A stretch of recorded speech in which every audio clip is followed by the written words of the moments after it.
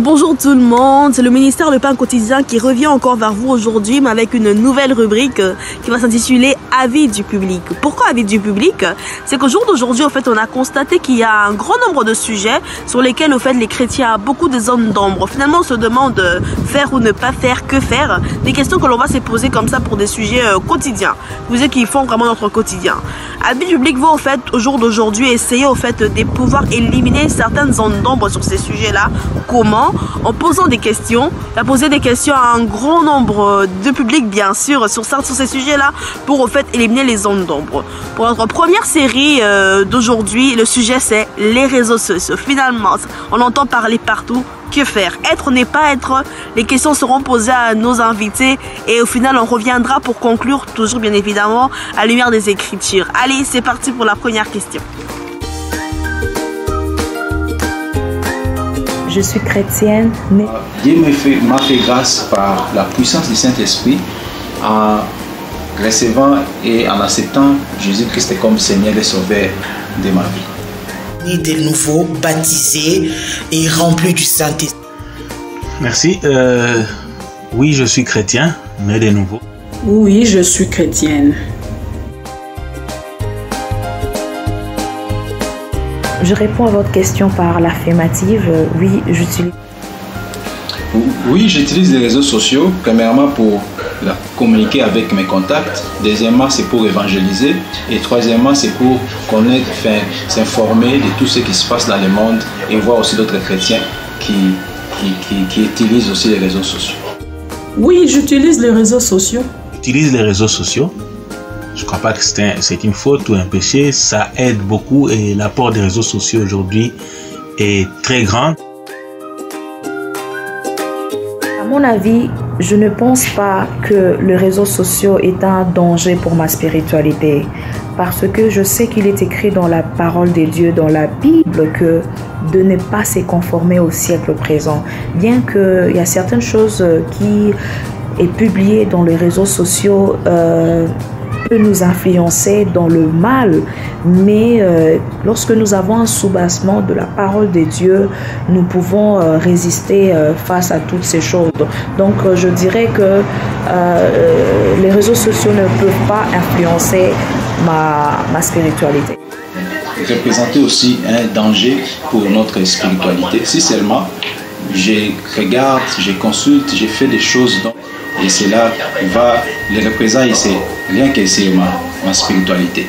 Mais si seulement je crains Dieu, je fais des choses qui glorifient Dieu, là, ma spiritualité ne sera pas attaquée. Les chrétiens doivent faire attention justement pour ne pas devenir addicts, ne pas tomber dans l'addiction aux réseaux sociaux. Et pour cela, nous avons besoin d'être conduits par le Saint-Esprit, même quand il faut utiliser son téléphone. Personnellement, je dirais non.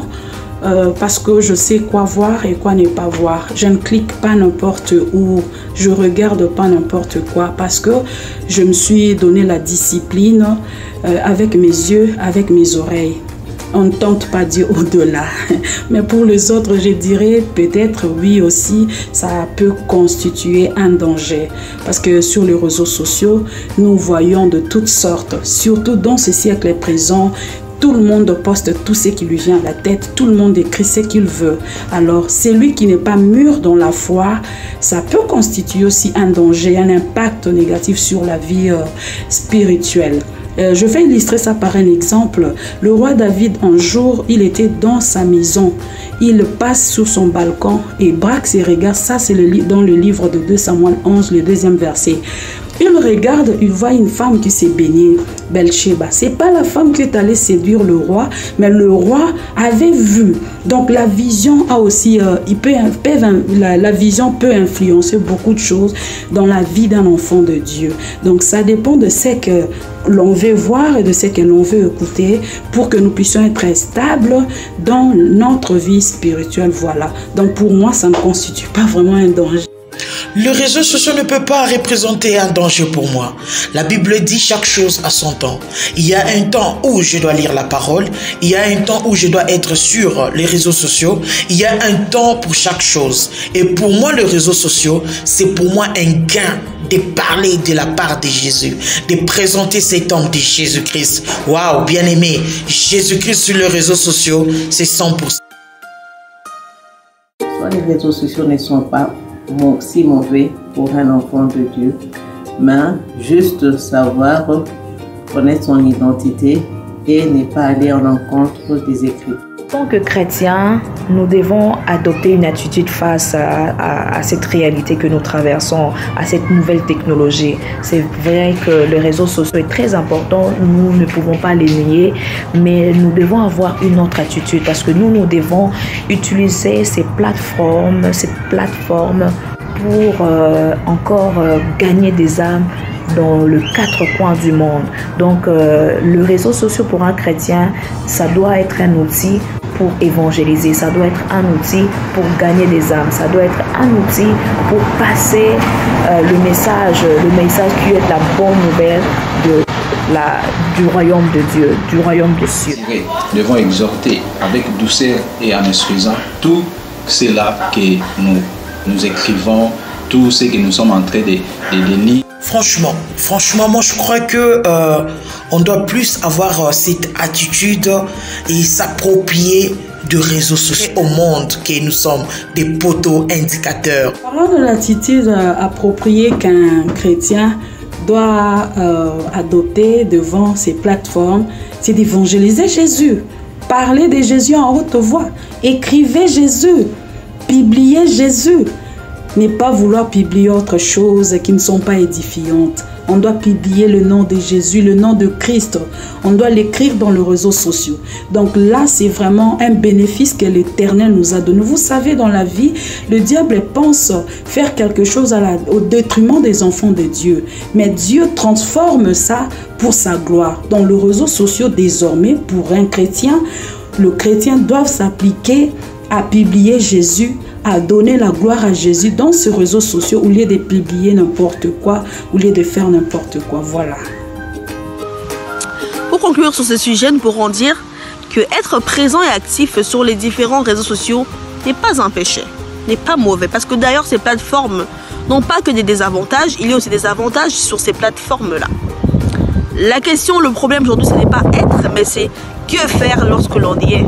Qu'est-ce que je fais de ces réseaux sociaux? Qu'est-ce que je fais quand j'y suis? Lui me dira, tout m'est permis, mais tout n'est pas utile.